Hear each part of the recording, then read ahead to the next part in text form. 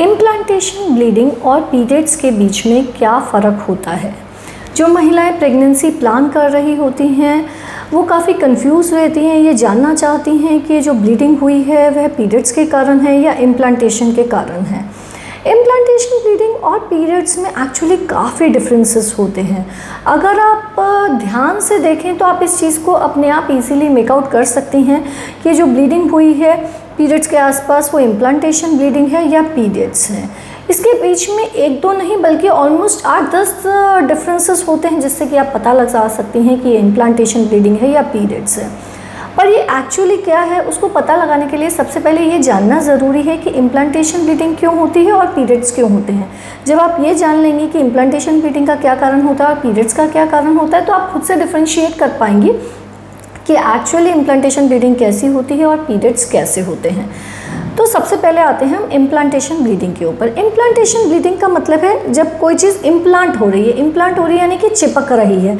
तो जब एक फर्टिलाइज्ड एग यानी कि एक छोटा सा बेबी बच्चेदानी की दीवार पर जाकर चिपकता है, जब एक छोटा सा एम्ब्रियो इम्प्लांट करता है यूट्रस की वॉल पे, तो वो थोड़ा गड्ढा जैसा सा बनाता है। जैसे कि एक सिंपल एग्जांपल मैं देती हूँ, जब हम एक छोटा पौधा उगाते हैं, अगर हमको किसी छोटे से पौधे की एक सैपलिंग से एक पूरा पेड़ उगाना है तो हम क्या करते हैं, पौधे को ज़मीन के ऊपर जस्ट रख नहीं देते, हम थोड़ा गड्ढा खोदते हैं। गड्ढा खोद के हम वहाँ पर वो छोटा सा पौधा उगाते हैं, फिर वापस मिट्टी कवर कर देते हैं ताकि उसकी जड़ें आराम से मिट्टी में फैल सकें और वो ग्रो हो सके।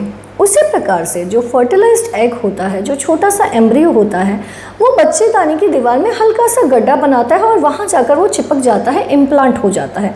तो ये जो हल्का सा गड्ढा बनाता है उसके कारण थोड़ी सी कभी कभी ब्लीडिंग होती है जिसे हम कहते हैं इम्प्लांटेशन ब्लीडिंग।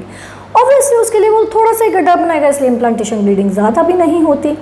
लेकिन जो पीरियड्स होते हैं वो क्यों होते हैं? वो इसलिए होते हैं जब किसी भी मेंस्ट्रुअल साइकिल में हार्मोन्स का लेवल धीरे धीरे बढ़ता है। ईस्ट्रोजन का लेवल पहले बढ़ता है और फिर प्रोजेस्टेरॉन का लेवल बढ़ता है।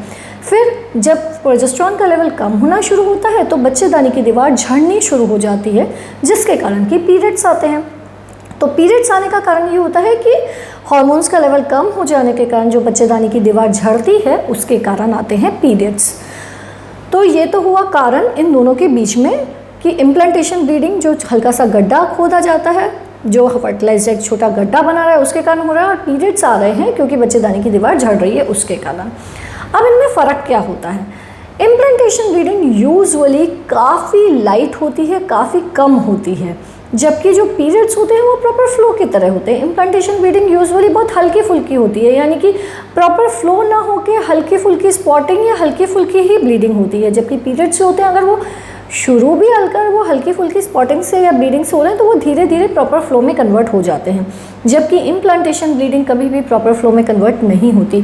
अगर प्रॉपर फ्लो हो रहा है यानी कि वह इम्प्लांटेशन ब्लीडिंग है ही नहीं, वो आपके पीरियड्स हैं जो शायद थोड़े समय से जल्दी आ गए हैं। पहली महत्वपूर्ण बात।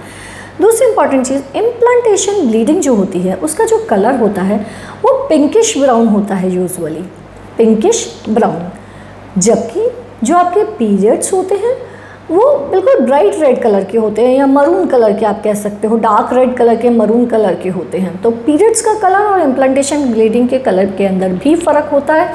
Implantation bleeding pink brownish colour, जबकि पीरियड्स है डार्क रेड या मरून कलर के।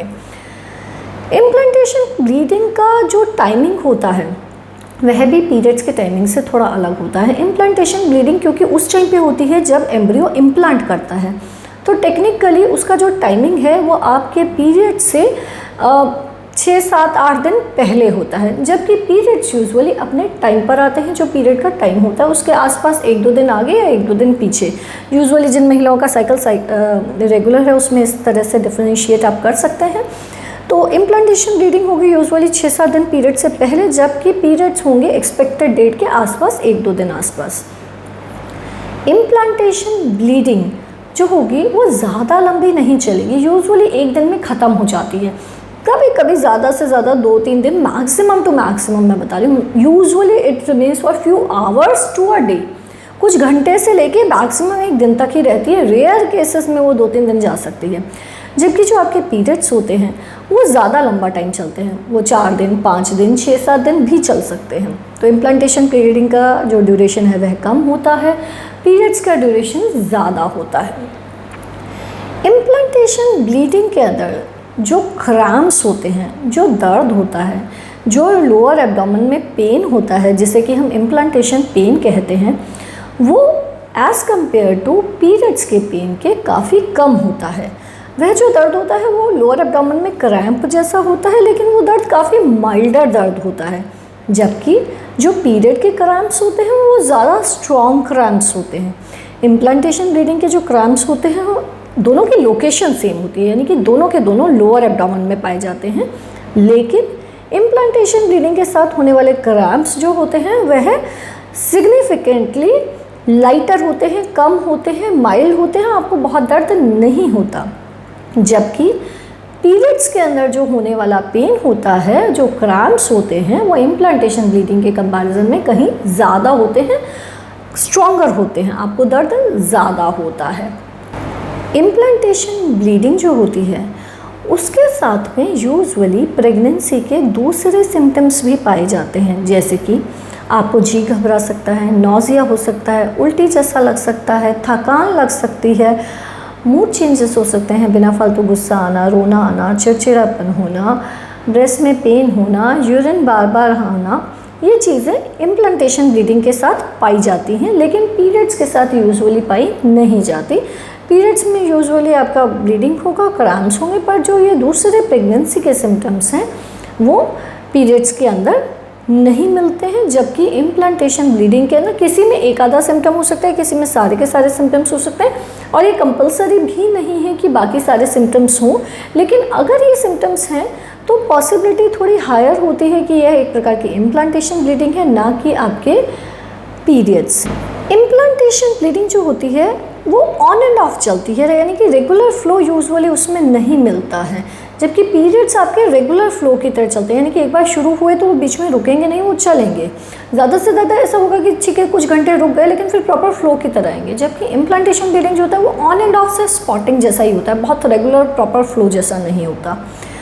और एक बेहद महत्वपूर्ण सिम्टम की जो क्लॉट्स होते हैं वो कभी भी इम्प्लांटेशन ब्लीडिंग में नहीं आते हैं। अगर आपको क्लॉट्स आ रहे हैं, यानी कि खून के थक्के जैसे निकल रहे हैं, वो कभी भी इम्प्लांटेशन ब्लीडिंग में नहीं होंगे, वो हमेशा आपके पीरियड्स के अंदर ही मिलेंगे। तो क्लॉट्स का प्रेजेंस ये रूल आउट कर देता है कि ये एक इम्प्लांटेशन ब्लीडिंग है। अगर आपको क्लॉट्स मिल रहे हैं तो वह आपका इम्प्लांटेशन ब्लीडिंग नहीं है, वह आपके पीरियड्स ही हैं। अगर आप प्रेगनेंसी प्लान कर रही हैं तो इन डिफरेंसेस से आप इजीली मेक आउट कर सकती हैं कि ये आपका प्रेगनेंसी का इम्प्लांटेशन ब्लीडिंग है या फिर ये आपके पीरियड्स हैं। अगर आप इम्प्लांटेशन पेन के बारे में और डिटेल में जानना चाहते हैं तो मेरा डेडिकेटेड वीडियो इम्प्लांटेशन पेन के ऊपर है, उसे आप देख सकते हैं। फिर भी कोई कन्फ्यूजन हो तो नीचे कमेंट बॉक्स में लिख के हमसे पूछ सकते हैं। चैनल को सब्सक्राइब